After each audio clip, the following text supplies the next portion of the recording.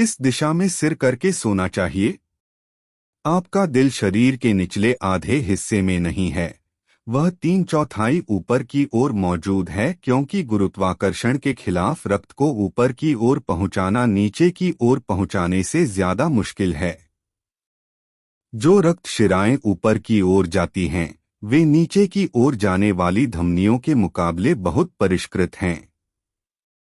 वे ऊपर मस्तिष्क में जाते समय लगभग बालों की तरह होती हैं, इतनी पतली कि वे एक फालतू बूंद भी नहीं ले जा सकती।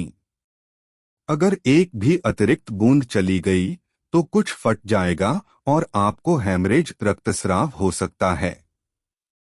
ज्यादातर लोगों के मस्तिष्क में रक्तस्राव होता है। यह बड़े पैमाने पर आपको प्रभावित नहीं करता, मगर इसके छोटे मोटे नुकसान होते हैं। आप सुस्त हो सकते हैं, जो वाकई में लोग हो रहे हैं।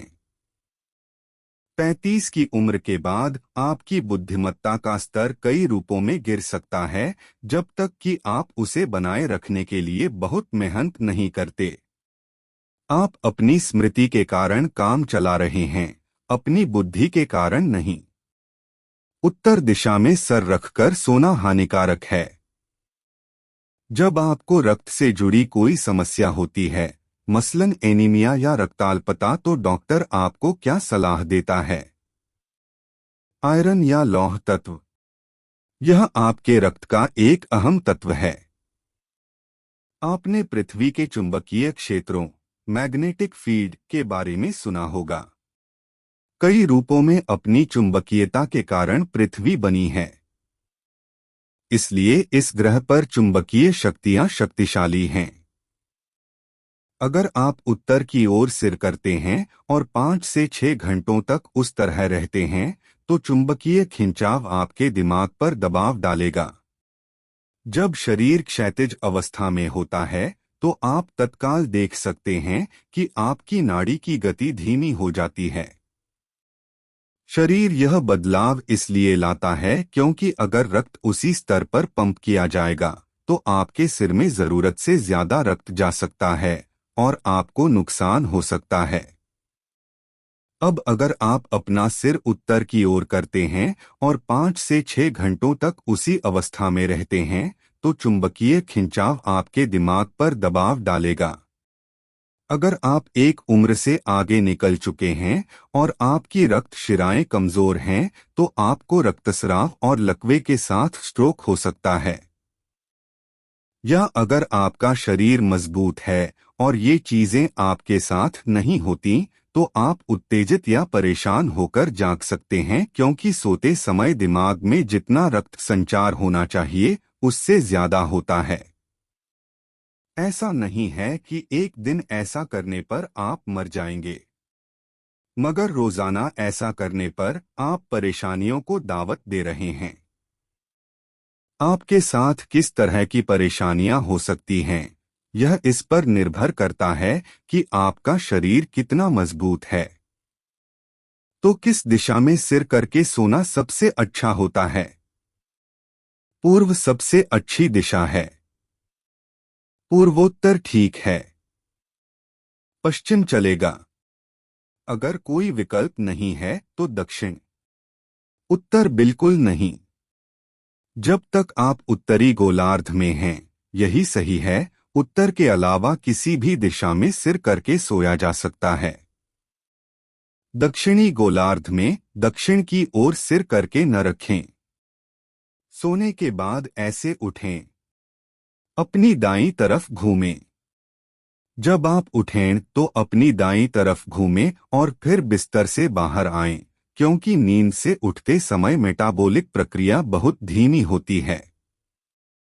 ऐसे में अचानक से बिस्तर छोड़ने पर दिल पर दबाव पड़ेगा। अपने हाथों को मसलें। सुबह बिस्तर से उठने से पहले अपने हाथों को मसलें और अपनी हथेलियों को अपनी आंखों पर लगाएं। हथेलियों को मसलने से हाथों में स्थित सभी नाड़ियां सक्रिय हो जाती हैं और आपका सिस्टम जल्दी से सजग हो जाता है। सोने की सही दिशा क्या है? आपका दिल आपके शरीर विज्ञान का एक अहम पहलू है। वह स्टेशन जो शरीर में जीवन भरता है, जो अगर न हो तो कुछ नहीं होता, आपके बाईं ओर से शुरू होता है। भारत में हमेशा यह संस्कृति रही है कि जागने के बाद आपको अपने दाहिनी ओर करवट लेकर फिर बिस्तर छोड़ना चाहिए। जब आपका शरीर आराम की एक खास अवस्था में होता है तो उसकी मेटाबॉलिक क्रिया धीमी हो जाती है। जब आप जागते हैं तो शरीर अचानक सक्रिय हो जाता है। इसलिए आपको अपने दाहिनी ओर करवट लेकर फिर उठना चाहिए, क्योंकि कम मेटाबॉलिक सक्रियता में अगर आप अचानक बाईं करवट लेते हैं तो आप अपने दिल के तंत्र पर दबाव डालेंगे। नींद से उठने के बाद यह करें। पारंपरिक रूप से आपसे यह भी कहा जाता है कि सुबह उठने से पहले आपको अपनी हथेलियां रगड़नी चाहिए और अपनी हथेलियों को अपनी आंखों पर रखना चाहिए। कहा जाता है कि ऐसा करने पर आपको भगवान दिख सकते हैं। इसका संबंध भगवान के दिखने से नहीं है।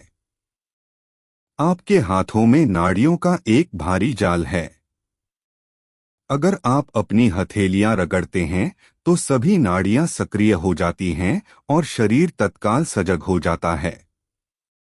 सुबह जगने पर भी अगर आप सुस्त महसूस करते हैं तो ऐसा करके देखिए, आपका पूरा शरीर तत्काल सजग हो जाएगा। तत्काल आपकी आंखों और आपकी इंद्रियों के दूसरे पहलुओं से जुड़ी सारी नाड़ियां सजग हो जाती हैं। शरीर को हिलाने से पहले आपका शरीर और दिमाग दोनों सक्रिय होने चाहिए।